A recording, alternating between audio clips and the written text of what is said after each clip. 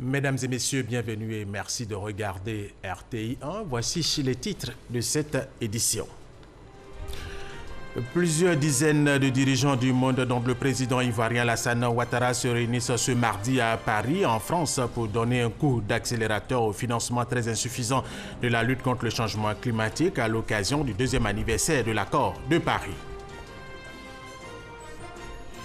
L'évaluation de la Côte d'Ivoire est jugée satisfaisante avec un taux global de 65% en termes de transposition et d'application des réformes communautaires. Ce sont les experts de l'UEMOA qui l'ont dit hier au Premier ministre Amadou Coulibaly. Et puis l'Égypte et la Russie ont signé hier lundi au Caire le contrat final pour la construction de la première centrale nucléaire égyptienne dans le nord du pays. Le contrat a été signé en présence des présidents Vladimir Poutine de la Russie et Abdel Fattah al-Sisi de l'Égypte. Voilà, nous vous le disions dans nos titres, plusieurs dizaines de dirigeants du monde, dont le président ivoirien Alassane Ouattara, se réunissent ce mardi à Paris, en France, pour donner un coup d'accélérateur au financement très insuffisant de la lutte contre le changement climatique à l'occasion du 2e anniversaire de l'accord de Paris. Awa Touré. Ouvert à la signature le 22 avril au siège des Nations Unies, l'accord de Paris sur le climat avait alors été signé par 175 pays. À cette occasion, la Côte d'Ivoire, représentée au plus haut niveau de l'État, avait réaffirmé son engagement dans la lutte pour la sauvegarde de la planète. Je voudrais inviter toutes les parties à l'accord de Paris à aller plus loin afin de pérenniser la dynamique actuelle et rendre irréversible les progrès que nous accomplirons collectivement. Nous devons pour cela mettre au service de l'humanité les progrès scientifiques et technologiques réalisés dans le domaine de la lutte contre le réchauffement climatique. Nous devons le faire pour les générations futures, auxquelles nous avons le devoir de léguer une planète dans laquelle elles pourront à leur tour vivre et s'épanouir. C'est tout le sens de notre participation active à la conférence de Paris et à celle de ce jour historique qui fait de mon pays l'un des premiers à signer l'accord de Paris, réaffirmant ainsi notre engagement déterminé à lutter contre le changement climatique. 2 ans après l'adoption de l'accord de Paris sur le climat et après sa ratification par 168 pays qui cumulent plus de 83% des émissions de gaz à effet de serre, les leaders internationaux et des citoyens engagés se retrouvent à Paris le 12 décembre pour dresser le bilan de la mise en œuvre de l'accord. Initiative de la présidence française, de la Banque mondiale et de l'ONU, One Planet Summit entend engager des actions fortes en faveur du climat en collaboration avec les acteurs des finances publiques et privées.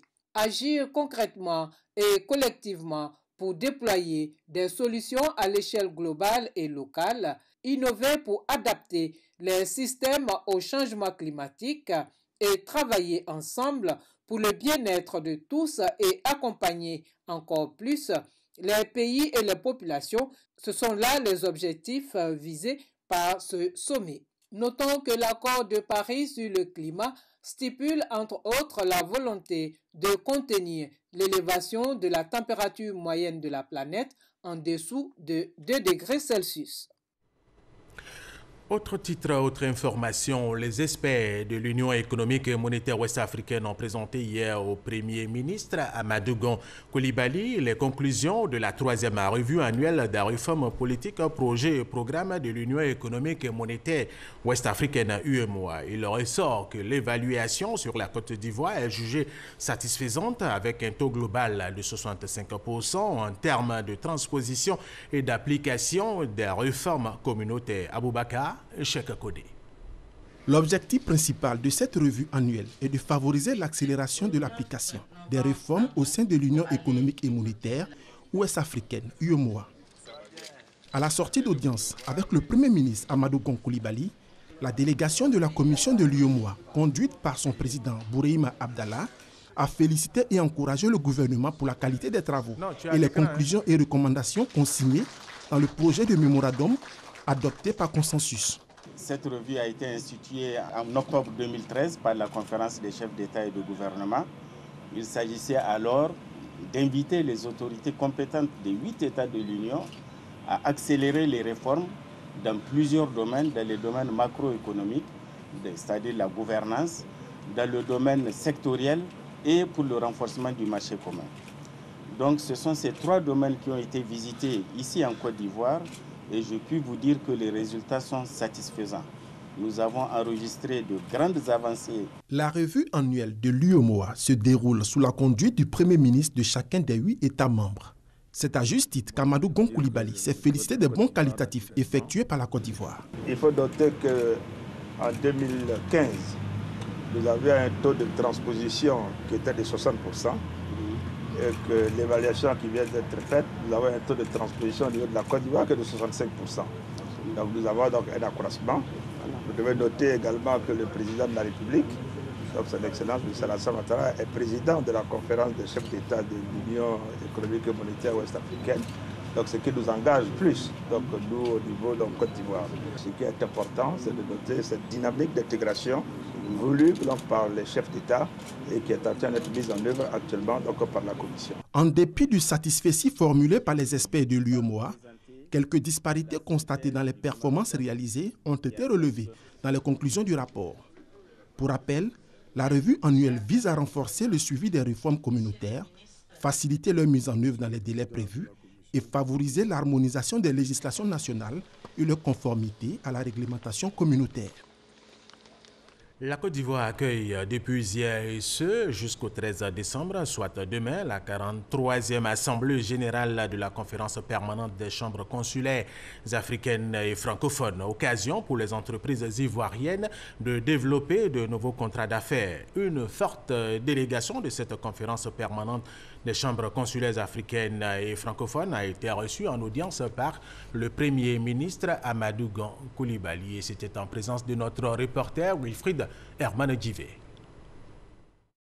Pour la tenue de sa 43e Assemblée générale, la CPCAF, la conférence permanente des chambres consulaires africaines et francophones, a choisi la Côte d'Ivoire pour la 3e fois. Une forte délégation de la CPCAF, reçue en audience par le Premier ministre Amadou Gon Coulibaly, délégation venue lui annoncer officiellement la tenue de cet événement international en Côte d'Ivoire. Nous avons dit au Premier ministre que c'est le lieu de saisir une opportunité, cette opportunité pour créer encore une fois cette dynamique en direction des chambres du Nord pour vraiment profiter de leur expertise. Et quels qu'en soient les cas, nous sommes engagés à faire en sorte que ces relations puissent aller de l'avant. Et nous sommes heureux de constater que ces derniers temps, nos chefs d'État sont en train de travailler pour créer des partenariats publics-privés entre le secteur privé et le secteur public. Aujourd'hui, nous avons créé un certain nombre de programmes de compagnonnage consulaire qui permettent aux chambres du Nord d'assister les chambres du Sud pour être au même niveau. Notre objectif, c'est de créer une dynamique commerciale, d'échange commercial entre l'ensemble des CCI et faire en sorte que nous puissions créer les relations d'affaires en vue de faire évoluer nos économies. Créé en 1973 par les présidents Georges Pompidou de la France, Léopold Sédar Senghor du Sénégal et Félix Houphouët-Boigny de la Côte d'Ivoire, l'action de la conférence permanente des chambres consulaires et francophones consiste en la mise sur pied d'un réseau fondé sur la solidarité entre structures consulaires francophones. Plus de 560 organisations consulaires sont regroupées au sein de la conférence permanente des chambres consulaires africaines et francophones.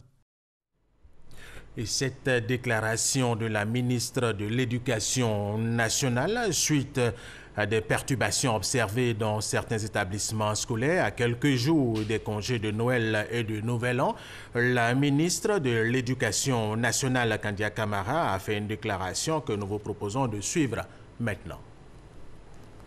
Depuis quelque temps, des SMS malveillants circulent invitant les élèves à paralyser l'école.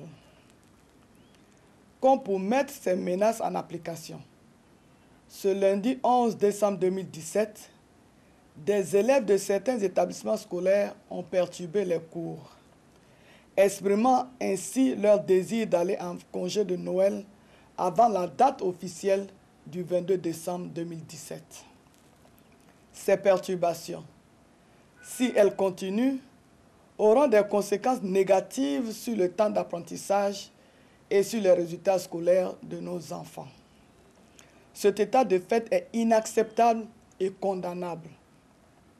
Je rappelle à tous que le thème de cette année scolaire est « Civisme et engagement de tous pour une école de qualité ». Par conséquent, j'en appelle au sens de responsabilité de tous, élèves, parents d'élèves, chefs de communauté, guides religieux, responsables locaux de l'administration scolaire. Aux élèves, je rappelle que votre rôle est d'apprendre et de maintenir dans votre école un climat propice à l'apprentissage. Votre réussite ou votre échec en fin d'année dépend du temps que vous consacrez à vos études. Ressaisissez-vous donc. Aux parents d'élèves, sachez que votre contribution est essentielle. Votre responsabilité est totale dans l'éducation de vos enfants. Vous devez vous impliquer résolument en vue d'assurer la continuité des enseignements tout au long de l'année scolaire. Vos enfants, coupables de ces perturbations, s'exposent à des sanctions irrévocables. Les auteurs d'actes de vandalisme subiront la rigueur de la loi. Aux chefs de communauté et aux guides religieux, je demande implication et engagement fort afin d'amener les populations sous votre autorité à sensibiliser leurs enfants pour un retour à l'apaisement et à la reprise des cours dès demain mercredi 13 décembre 2017. Aux directeurs régionaux et directeurs départementaux, représentants de la tutelle dans les régions, vous êtes tenus d'assurer la continuité de l'école avec tout ce que cela comporte comme décision à prendre. Votre responsabilité est engagée pour le maintien de l'ordre dans votre aire de compétence. Aux chefs de circonscription et aux chefs d'établissement, je vous engage à prendre toutes les dispositions nécessaires pour un retour au calme, y compris en identifiant et en sanctionnant de manière exemplaire les meneurs et tout autre fauteur de troubles. La Côte d'Ivoire a consenti beaucoup d'efforts pour relever le défi de l'éducation de ses enfants. Nous avons accompli de nombreux progrès. Nous devons les préserver. Je vous remercie. Voilà, c'était la déclaration de la ministre de l'Éducation nationale, Kandia Camara, suite à des perturbations observées dans certains établissements scolaires à quelques jours des congés de Noël et du Nouvel An. Autre information, Bloomfield Investments Corporation est la toute première agence ivoirienne spécialisée dans l'évaluation du risque crédit. En 10 ans d'activité, son fondateur, Stanislas Zézé, et ses équipes ont passé au peigne fin les états financiers d'entreprises, d'États, de collectivités locales ou même d'institutions. Plus de 600 notes financières ont ainsi été attribuées. Cette agence de notation est en pleine expansion, aussi bien en Afrique qu'en Europe. Didier Nguessan, Christelle Minan. Noter financièrement une entreprise ou une institution, c'est évaluer à un instant précis sa solvabilité, c'est-à-dire sa capacité à payer ses dettes et à faire face à ses engagements pendant un certain temps. Les notes varient du AAA à D. Négative, la note financière permet à l'entreprise de connaître ses faiblesses. Positive, elle lui ouvre un champ de possibilités sur le marché des capitaux. Celles qui attribuent ces notes sont des agences de notation financière. 3 d'entre elles sont des références dans le monde, les Big Three, Moody's, Standard & Poor's et Fitch. En Côte d'Ivoire, Bloomfield Investment Corporation, la première agence ivoirienne de notation financière, a vu le jour en 2007. Son fondateur, Stanislas Zézé, et ses équipes épluchent les états financiers d'organisations en Côte d'Ivoire, mais aussi en Afrique. Puisqu'on est en train de parler d'eurobonds, donc d'investissements étrangers, des gens qui ne connaissent pas nécessairement la Côte d'Ivoire. Pour Stanislas Zézé, qui a fait ses armes dans la finance nord-américaine, il était temps de rompre avec le prisme occidental utilisé dans la notation par les agences internationales. Bloomfield Investment prône avec la même méthodologie un regard sans biais, tenant compte des réalités africaines. Pour moi, il était important d'avoir une approche africaine. Et le risque, il est évalué dans un contexte particulier. Et vous ne pouvez pas évaluer le risque dans un environnement particulier et le généraliser. Ce n'est juste pas possible. L'idée séduit sur les bords de la lagune ébriée. En 10 ans, l'agence ivoirienne passe au peigne fin les états financiers d'une trentaine d'acteurs économiques dans presque autant de secteurs d'activité. Une avancée en Afrique subsaharienne. Ici, évaluer le risque de crédit n'est pas une pratique courante, même au sein des grandes entreprises. Tout ce qui est nouveau rencontre le scepticisme des contemporains et ça a été la plus grosse difficulté. Convaincre les gens que c'est un outil important, nécessaire pour le développement du marché des capitaux. Il fallait faire ses preuves. Donc nous avons fait énormément de pédagogie. Les appréhensions levées, Bloomfield part à la conquête de l'Afrique de l'Ouest et du Centre. Au Cameroun, l'opérateur national de télécom connaît des difficultés économiques depuis quelques années. L'État a fait appel à l'agence de notation ivoirienne. En septembre 2014, les notes attribuées seront un triple B, avec une perspective positive sur le long terme, et un A3, assorti d'une perspective stable sur le court terme. La note de Bloomfield vient redorer le blason de l'opérateur sur les marchés financiers. En 3 mois, il parvient à mobiliser près de 400 milliards de francs CFA pour son projet de fibre optique intercontinentale. Nous avons pu lever des fonds et nous avons travaillé. Et le premier résultat, c'est que le taux de pénétration au Cameroun d'Internet est passé de 6% à 20% aujourd'hui. Un bond en avant pour cette société publique qui n'a réalisé aucun investissement depuis 7 ans et qui a enregistré plusieurs résiliations de contrats. Aujourd'hui, l'opérateur de télécom sort de la zone rouge. Son chiffre d'affaires est passé de 78 milliards de francs CFA avant la notation de 2014 à 104 milliards de francs CFA en fin 2016. Il faut maintenir cette performance et garantir la qualité de crédit. Les analystes de Bloomfield y veillent. Rendez-vous ce matin avec la directrice commerciale. Nous avons souhaité vous rencontrer ce matin dans le cadre de la mission de réévaluation de la CAMTEL. Nous allons discuter avec vous de l'organisation de votre direction, des différents faits marquants, ainsi que de la politique commerciale. Le bilan montre qu'il y a eu un accroissement notamment des recettes. Après cette mission de réévaluation à Yaoundé, retour à Abidjan. Ce matin, débrief avec le patron. Alors, mesdames.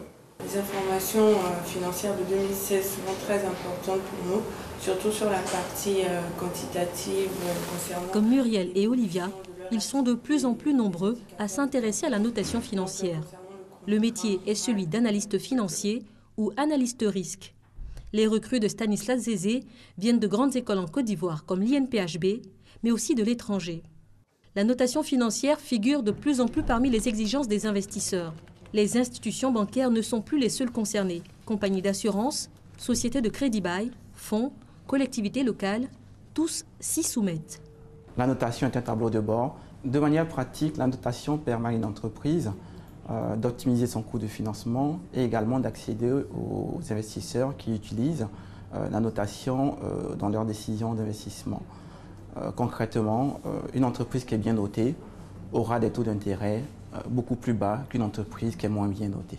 4 agences de notation financière se disputent le marché africain. L'Afrique francophone est dominée par Wara, West Africa Rating Agency et Bloomfield Investment Corporation. En 2015, l'agence ivoirienne obtient un agrément auprès de l'autorité rwandaise des marchés de capitaux. Stanislas Zézé veut aussi sa part, en Afrique anglophone. En attendant, il vient de mettre en place un outil de mesure des performances à destination du patronat local. Une innovation qui va peut-être faire école en Afrique. L'éducation financière, outil de lutte contre la pauvreté, est le thème de la 4e édition des Journées du banquier. Édition qui se tient depuis hier lundi ici à Abidjan. Objectif, favoriser et promouvoir l'inclusion financière. L'enseigné Bakayoko. Emmanuel est élève dans un collège de Cocody. Pour lui, avoir un compte bancaire, ce n'est pas un jeu d'adolescent. Moi, je n'ai pas de compte parce que je ne travaille pas. Et je pense que qui doivent avoir un compte, ce sont des grandes personnes qui ont des moyens pour y mettre de l'argent. Thomas, chargeur dans une petite gare de la même commune, est quasiment sur la même longueur que Emmanuel. Selon Thomas, ouvrir un compte pour un débrouillard comme lui est un pari risqué. Pour moi, je me vois mal placé de le faire parce que la banque, ils vont couper les redevances. C'est quand ils versent, on coupe les messieurs qui ne travaillent pas, qui ne versent pas. Ils vont faire comment? En plaçant l'éducation financière au cœur de la 4e édition des Journées du banquier, l'Association professionnelle des banques et établissements financiers de Côte d'Ivoire fait un plaidoyer sur la nécessité de lutter contre le manque de culture financière. Nous offrons des produits de plus en plus nombreux, sophistiqués, qu'il était important de porter à la connaissance de notre clientèle et de la population. Faire son budget, épargner, emprunter, préparer sa retraite, cela s'apprend. Et le ministère en charge de l'éducation nationale s'adapte. Un programme d'éducation financière existe depuis 2013 au ministère de l'Éducation nationale, à le fait d'apporter donc des connaissances, des compétences et surtout la confiance nécessaire à nos enfants, d'apprendre déjà à gérer au mieux leur premier budget qui se trouve être l'argent de poche. À travers cette campagne d'éducation financière, l'espoir de donner un meilleur avenir aux populations vulnérables est permis. Le gouvernement est désormais dans l'action. Pour le moment, il n'existe pas encore de stratégie d'éducation financière proprement dite en Côte d'Ivoire. Un document n'existe pas. Mais nous comptons mettre en place cette stratégie dès l'année 2018. Dans l'attente de cette stratégie, il y a des actions concrètes que nous menons sur le terrain qui consistent à faire la promotion de la bancarisation dans les différentes localités de Côte d'Ivoire. En Côte d'Ivoire, plus de 80% des ménages sont hors du système financier.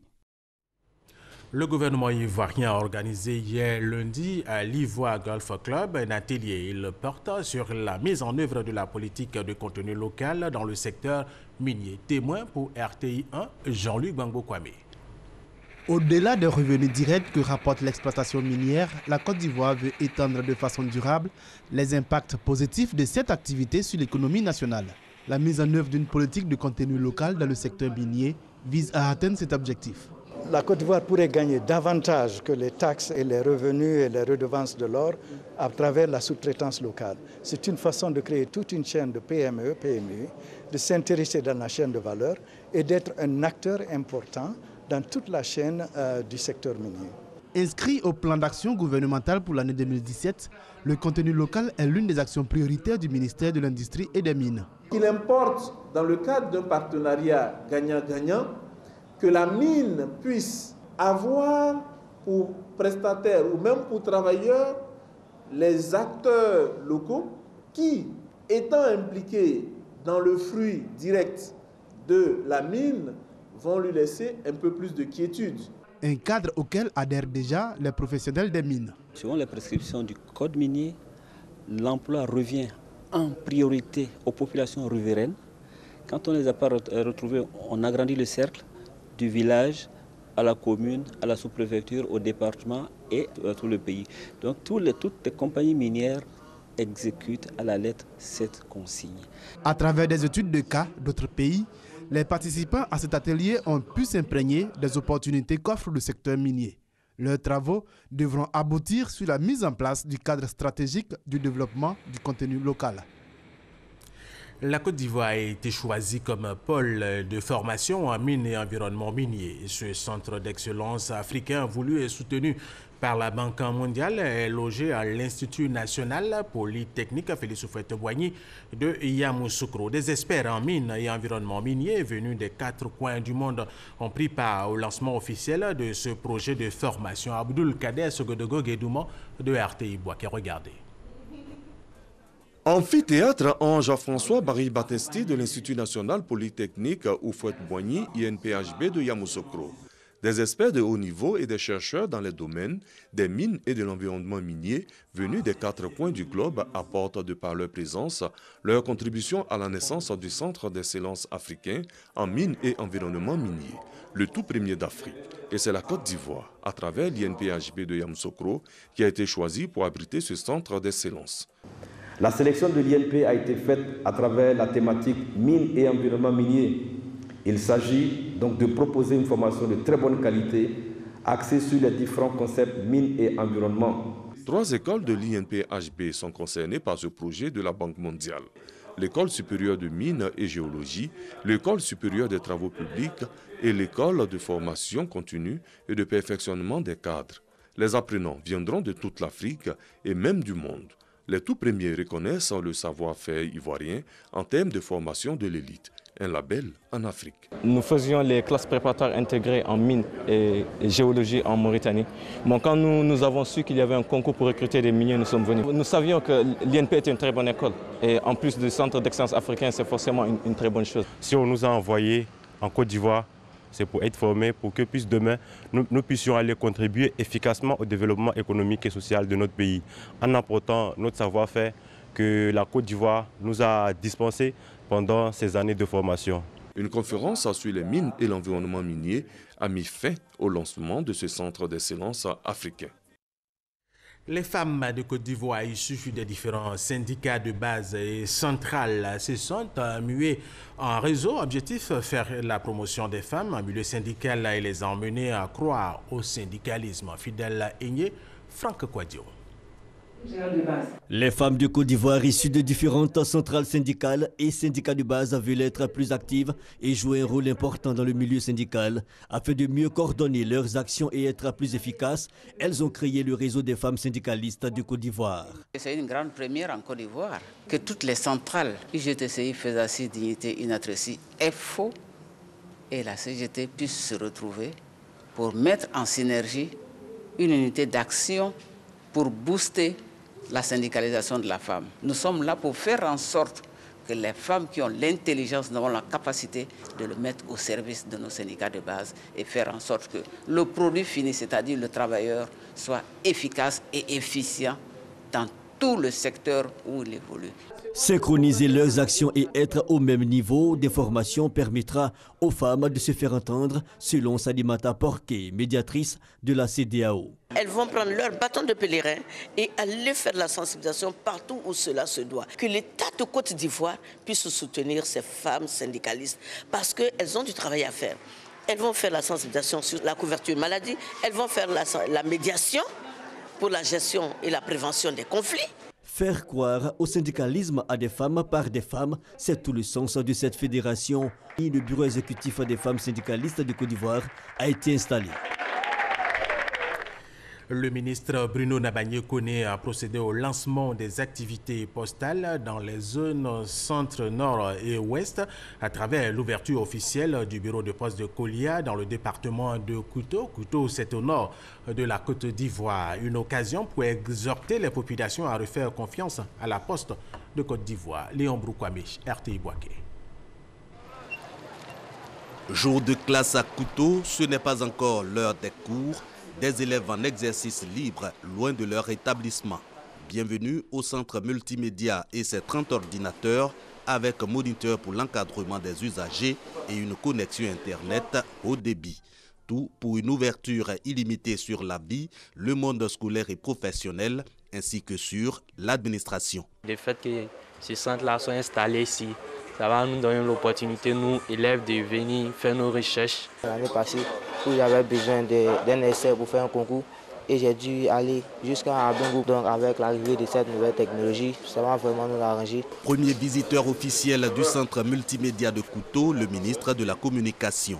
Bruno Koné déconseille aux usagers tout acte de cybercriminalité. En aucun cas, l'Internet n'est un outil pour commettre des faits criminels dans tous les cas de figure. Le dispositif qui est mis en place aujourd'hui ne permet plus qu'un acte de cybercriminalité se pose et ne soient pas sanctionnés. 13e déjà opérationnel sur les 100 cyberespaces prévus, le centre multimédia de Kouto, le fruit du projet présidentiel pour rapprocher les techniques de l'information et de la communication des populations rurales. Encore à sa phase pilote, ce projet mobilise 3 acteurs, la Poste de Côte d'Ivoire qui fournit les locaux que l'ANSUT équipe et un partenaire privé à charge de la connexion Internet. Voilà, et le ministre Bruno Nabagné-Koné a plutôt ouvert à Kolia le centre multimédia de la localité. Nous allons terminer avec cette information. L'Égypte et la Russie ont signé hier lundi au Caire le contrat final pour la construction de la première centrale nucléaire égyptienne dans le nord du pays.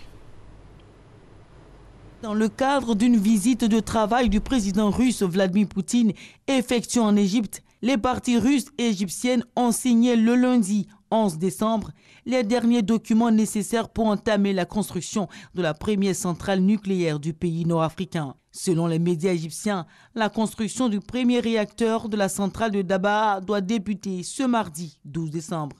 D'après un communiqué officiel, la signature de ce contrat en présence des présidents Poutine et Al-Sisi entérine l'accord conclu entre les deux pays en novembre 2015. Objectif, bâtir 4 réacteurs d'une puissance de 1200 MW chacun. Le coût du projet est estimé à 21 milliards de dollars, soit environ 11 500 milliards de francs CFA. Le projet sera opérationnel en 2026.